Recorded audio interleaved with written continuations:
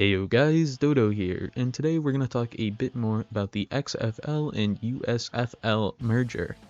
Now a bit of quick warning, most of this is speculation or rumors. I, nor does any other video or creator, have all the answers on the new league. For this video though, I will be mostly talking about the players. In separate emails, there have both been confirmed to be allocation drafts coming up for the XFL and USFL teams, especially for the players on teams that will not be moving forward. So before we get into that, let's start with some exciting news from the XFL. Now fair warning, the leaked email is not specified who it's from, so this is at best unconfirmed. The teams that have been leaked will be the teams I mentioned in my last video, as well as many assumed and have been throwing around. The St. Louis Battlehawks, obviously most attended sports team in all of the XFL, the DC Defenders, the Arlington Renegades, both of those teams being the championship teams, and the San Antonio Brahmas, which are just a well-around liked team. Now, some important news on one of the USFL teams, as reported by Mark Perry from the XFL News Hub, and I may be a bit behind on this, but in the original text sent out by the USFL PA, it did not specify which team Houston was moving forward with, and the Gamblers might rebrand as the Roughnecks. Now, this isn't confirmed, but it is interesting to think about, especially since the Roughnecks are generally more popular than the Gamblers in Houston.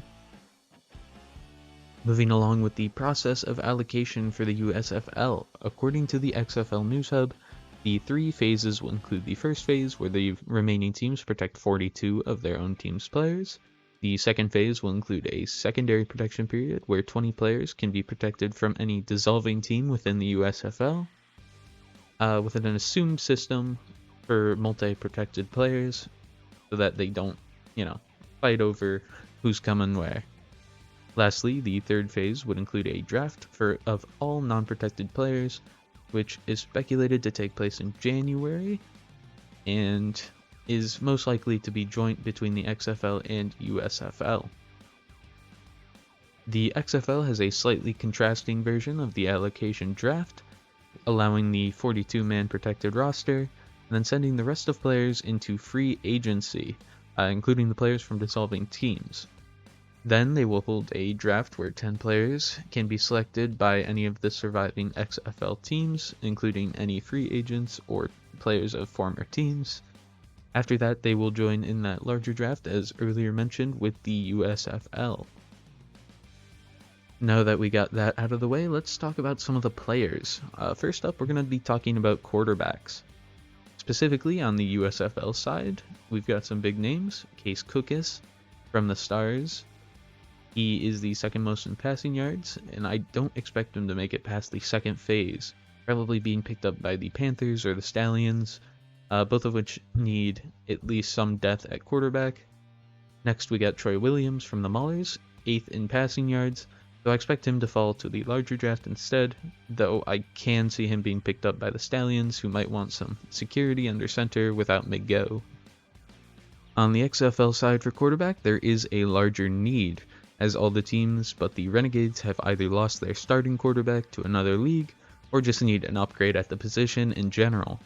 For those who will become available, we have Brandon Silvers from the Roughnecks, Quinton Dormati of the Guardians, and Jalen McClendon of the Vipers. All of them are starting level for the XFL, with other QBs in the backups for all teams that will be available in the draft.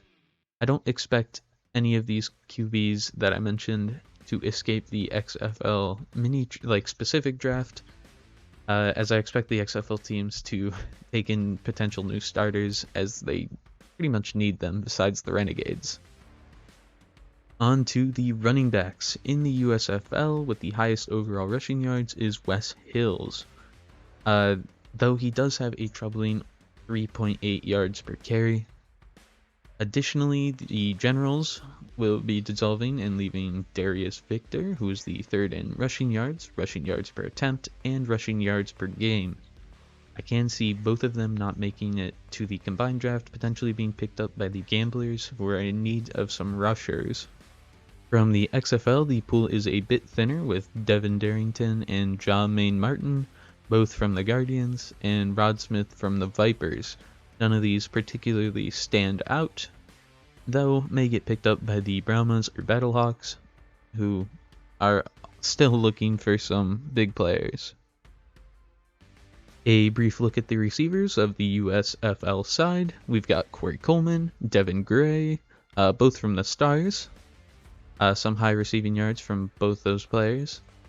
Joe Walker from the Generals, Jonathan Adams from the Breakers, Isaiah Henney from the Maulers, and Darrell Stewart Jr. from the Generals. Sage Surratt also deserves a mention as the top tight end in receiving yards in the USFL. The Panthers and Showboats both need skill players in this area, and I find it hard to believe that many of these other players would fall to the larger draft between both the USFL and XFL. On the XFL side, we have some top talent like Ja'Cour Pearson, Jeff Badette, and Blake Jackson, as well as a former top receiver in the NFL for the Cleveland Browns, Josh Gordon. Which, come to think of it, a lot of Browns receivers are out here. Tight end Cody Latimer also will be available going into the draft. I also see all of these players being picked up by the second phase, with at most going high in the third phase. Some other players I'd like to mention, mostly from the defense, that will probably get picked up are defensive tackle Keontae Shad and defensive end Andre St. Amour, both from the New Orleans Breakers. Other defensive ends like Hercules Mataafa and Alex Rodriguez can be picked up, and linebacker Vontae Diggs. On the XFL side for defense, we got some names like Trent Harris, Ajin Harris, and Tim Ward, or John Daka, all which could be picked up by the second phase. If not, then definitely in the subsequent draft.